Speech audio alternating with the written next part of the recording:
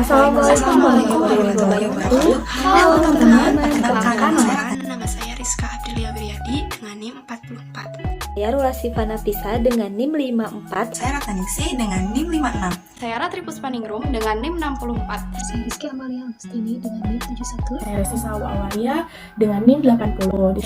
Di sini kami akan menjelaskan sedikit tentang upaya pencegahan penyakit HIV. Jangan lupa habis ya. Human Immunodeficiency Virus, sering disingkat HIV, adalah dua spesies lentivirus penyebab AIDS. Virus ini menyerang manusia dan menyerang sistem kekebalan tubuh, sehingga tubuh menjadi lemah dalam melawan infeksi. Jika virus ini terus menyerang tubuh, sistem pertahanan tubuh kita akan semakin lemah. Tanpa pengobatan, seorang dengan HIV bisa bertahan hidup selama 9-11 tahun setelah terinfeksi. Tergantung tipenya, dengan kata lain, kehadiran virus ini dalam tubuh akan menyebabkan penurunan sistem imun. Beberapa metode penularan HIV antara lain adalah melalui hubungan seks, penggunaan jarum suntik, kehamilan, persalinan atau menyusui, dan transfusi darah. gejala dan tanda-tanda HIV/AIDS. Banyak orang dengan HIV yang tidak tahu kalau mereka terinfeksi penyakit HIV/AIDS. Hal ini dikarenakan gejala dan tanda-tanda penyakit HIV pada tahap awal seringkali tidak menimbulkan gejala berat. Infeksi HIV hingga menjadi AIDS terbagi menjadi 3 fase, yaitu fase pertama adalah infeksi HIV akut, fase kedua yaitu fase laten HIV, dan fase ketiga adalah AIDS. Menkes menerangkan bahwa kelompok umur terbanyak pengidap penyakit HIV adalah kelompok umur 25-40 tahun dengan persentase 72,8%. Diikuti dengan kelompok 20-24 tahun dengan persentase 15%. Bagian ketiga, pencegahan penularan HIV paragraf 1 umum. Menurut pasal 12 Permenkes nomor 21 tahun 2013, pencegahan penularan HIV dapat dicapai secara efektif dengan cara menerapkan pola hidup aman dan tidak beresiko, meliputi upaya A. Pencegahan penularan HIV melalui hubungan seksual, B. Pencegahan penularan HIV melalui hubungan non-seksual, dan C. Pencegahan penularan HIV dari ibu ke anaknya. Paragraf 2. Pencegahan penularan HIV melalui hubungan seksual pasal 13.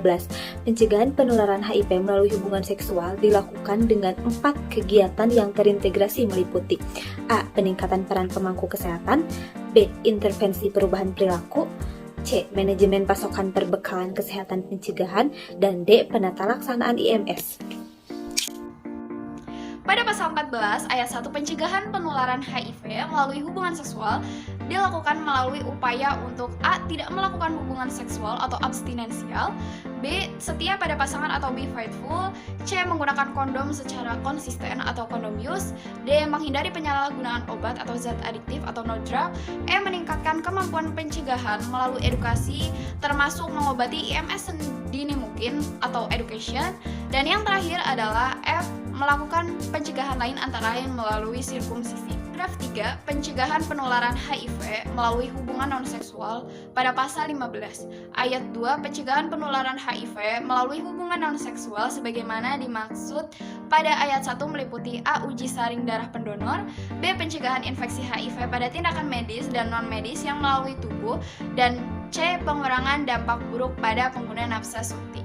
Pengurangan dampak buruk pada pengguna nafsa suntik sebagaimana dimaksud pada ayat 2 huruf C meliputi A. Program layanan alat suntik steril dengan konseling perubahan perilaku serta dukungan psikososial, B. Mendorong pengguna nafsa suntik khususnya pecandu opiat menjalani program terapi rumahan, C. Mendorong pengguna nafsa suntik untuk melakukan pencegahan penularan seksual, dan yang terakhir D. Layanan konseling dan tes HIV serta pencegahan atau imunisasi hepatitis.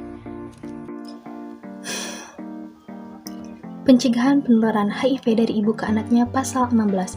Pencegahan penularan HIV dari ibu ke anaknya dilaksanakan melalui 4 kegiatan yang meliputi: pertama, pencegahan penularan HIV pada perempuan usia reproduktif; yang kedua adalah pencegahan kehamilan yang tidak direncanakan pada perempuan dengan HIV; yang ketiga adalah pencegahan penularan HIV dari ibu hamil dengan HIV ke bayi yang dikandungnya; dan yang keempat adalah pemberian dukungan psikologi, sosial, dan perawatan kepada ibu dengan HIV beserta anak dan keluarganya. Pasal 18. Ibu hamil dengan HIV dan AIDS serta keluarganya harus diberikan konseling mengenai pertama, pemberian ARV kepada ibu, yang kedua adalah pilihan cara persalinan, yang ketiga adalah pilihan pemberian ASI eksklusif kepada bayi hingga usia 6 bulan atau pemberian susu formula yang dapat diterima layak, terjangkau, berkelanjutan, dan aman. Yang keempat adalah pemberian susu formula dan makanan tambahan kepada bayi setelah usia 6 bulan. Yang kelima adalah pemberian profilaksis ARV dan cotrimoxazole pada anak, dan yang terakhir adalah pemeriksaan HIV kepada anak. Kegiatan penanggulangan HIV dan AIDS terdiri dari satu, yaitu promosi kesehatan. Yang kedua, pemeriksaan diagnosis HIV. Yang ketiga, pengobatan, perawatan, dan dukungan. Yang keempat, yaitu rehabilitasi. Sekian Dari kami, mohon maaf Apabila ada salah kata, Terima kasih. Wassalamualaikum warahmatullahi wabarakatuh.